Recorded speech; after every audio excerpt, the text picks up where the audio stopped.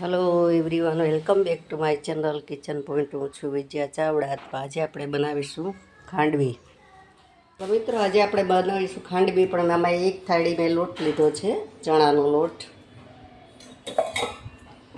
આ થાળી ભરી અને મેં ચણાનો લોટ લીધો છે, તો એ જ માપનું મારે બીજો વાટકો છે. તો આપણે એક વાટકો તો મેં એમાં લઈ લીધો છે છાશ. તો આપણે આ બીજી વાટકો છાશ લઈશું અને થોડું દહીં લેશું એમાં, કારણ કે જો દહીં બહુ ખાટું હોય છાશ તો પાણી ઉમેરવાનું, અને બહુ ખાટું ન હોય તો પછી થોડું દહીં લઈ અને પાણી ઉમેરી દેવાનું. તો અહીંયા હું થોડુંક દહીં લઈશ. તો થોડુંક દહીં લીધું છે, એમાં આપણે મારે મોરું છે દહીં ને છાશ દેવું, એટલે આપણે બે મિક્સ કરીશું. તો મેં એક વાટકો લોટ અને 3 વાટકા છાશ લીધી છે. મોરી છે છાશ. ખાટી હોય તો બે વાટકા છાશ ને 1 વાટકો પાણી લઈ લેવાનું, એટલે મેળે થઈ રહી. હવે આપણે એને મિક્સ કરી લઈશું. તો આપણું બેટર મિક્સ થઈ ગયું છે. હવે આપણે ગેસ ઓન કરશું. ગેસ ઓન કરી દીધો છે. તો તમે જોઈ શકો છો આ રીતે આપણું બેટર બની ગયું છે. હવે આપણે એક કઢાઈ લેશું, જાડા તળિયાવાળી, એટલે બેસે ને એટલા માટે. તો આ બેટરને આપણે બધું આમાં લઈ લઈશું. હવે ધીરો ગેસ રાખવાનો છે, બહુ ફાસ્ટ નથી કરવાનો. ધીરે ગેસે જ આપણે એને થવા દેવાનું છે, નહીંતર આપણો ગાંઠા પડી જશે. તો અહીંયા 1 ચમચી હું મીઠું લઉં છું. તમે જેટલી ખાંડવી બનાવતા હોય એ પ્રમાણે આપણે મીઠું લેવાનું છે, સ્વાદ અનુસાર. હવે થોડી હું લઉં છું હળદર. હવે મિક્સ કરી લઈશું.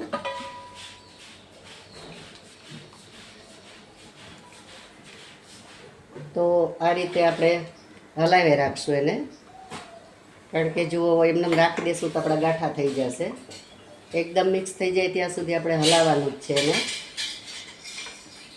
આપણો ચમચો બંધ ન રહેવો જોઈએ, એ ખાસ ધ્યાન રાખવાનું. અને તરત દાજી જાય અથવા તો ગાંઠા પડી જાય તો આની ખાંડવી સારી બનતી નથી. મિત્રો, મારો વિડીયો તમને કેવો લાગ્યો? લાઈક કરજો, શેર કરજો અને સબસ્ક્રાઈબ કરજો. અને તમે કઈ રીતે બનાવો તે પણ મને કોમેન્ટમાં જરૂરથી લખજો. મિત્રો, ઘટ થઈ ગયો છે આપણું, તમે જોઈ શકો છો. સરસ મજાની આપણી ખાંડવી બેટર ઘટ થઈ ગયું છે. હવે એને ધીરે ધીરે હલાવીશું હજી, કારણ કે એમાં જો હલાવીએ નહીં તો લમ્સ પડી જાય, એટલે હલાવવું જરૂરી છે. તો આ રીતે હાથ આપણો ચમચો બંધ ન રહેવો જોઈએ, એ ખાસ ધ્યાન રાખવાનું છે, કારણ કે નહીંતર આમાં ગઠ્ઠા પડી જાય તો ખાંડવી આપણી સારી બને નહીં.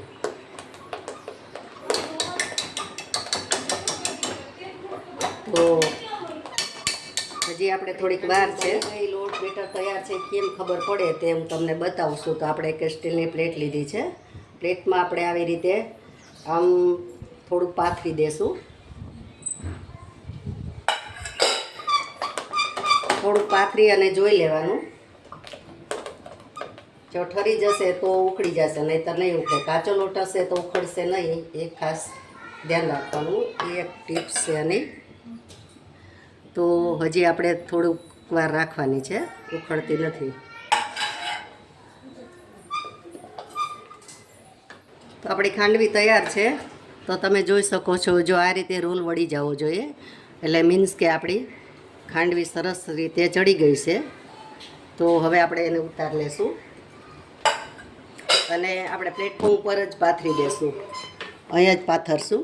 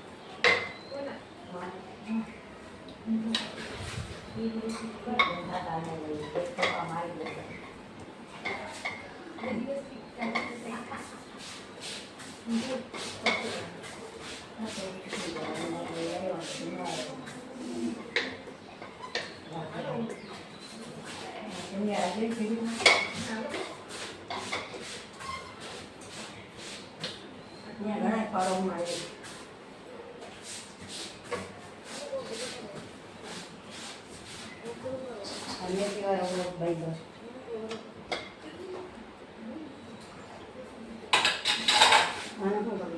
જવાનું.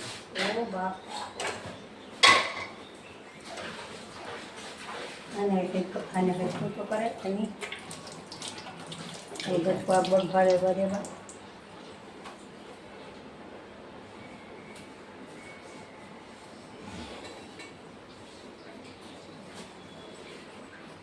હાય ના પપ્પા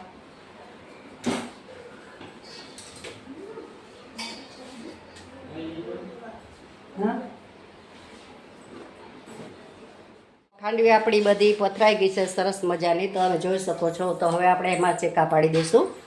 એક નાઈફ લેશું, તો આ રીતે આપણે ચેકા પાડી લેશું.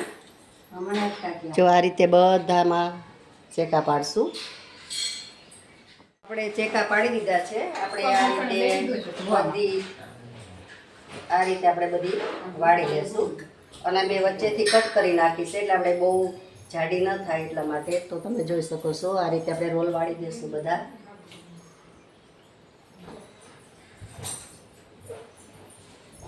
તો આસાનીથી આપણા રોલ વળી જાય છે. તો અહીંયા મેં કઢાઈ લીધી છે અને તેલ મૂકી દીધું. તેલ મૂકી દઈશું આપણે. ગેસ ઓન કરી દીધો. હવે આપણે વઘારીશું. તો અહીંયા મેં 1.5 પાવનું તેલ લીધું છે.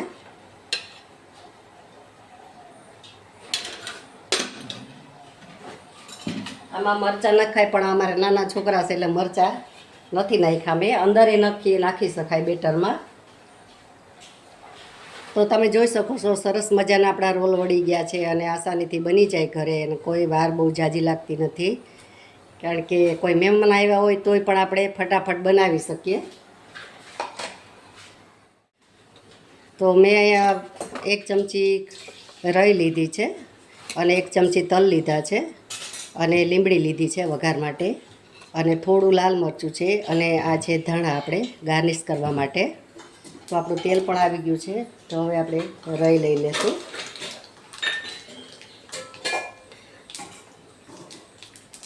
રાઈ આપણી ચટકી જાય પછી આપણે નાખશું તલ. ખેટી બેસજે બેટા. તો તલ નાખવા ટાઈમે આપણે ધીરો ગેસ કરી દઈશું, કારણ કે તલ બહુ ઉડે એટલા માટે. અને ગેસ જ આપણે બંધ કરી દઈશું.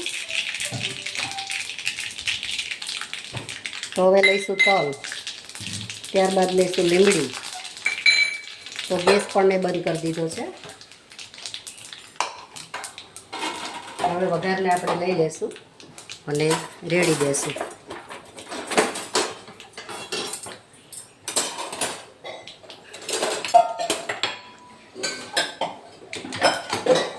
તો આ રીતે આપણે વઘારને રેડી દઈશું. તો તમે જોઈ શકો છો સરસ મજાની ખાંડવી આપણી તૈયાર છે.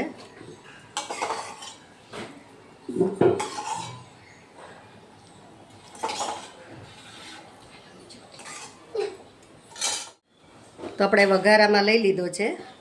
તો આપણે લાલ મરચું પાવડર છે થોડુંક છાંટીશું. મિત્રો એકવાર ટ્રાય કરજો, બહુ સરસ લાગે અને નાસ્તામાં પણ બનાવાય. તો તમે જોઈ શકો છો. હવે આપણે લઈશું ગાર્નિશ માટે ધાણા. તો મસ્ત મજાની એવી ખાંડવી આપણી તૈયાર છે.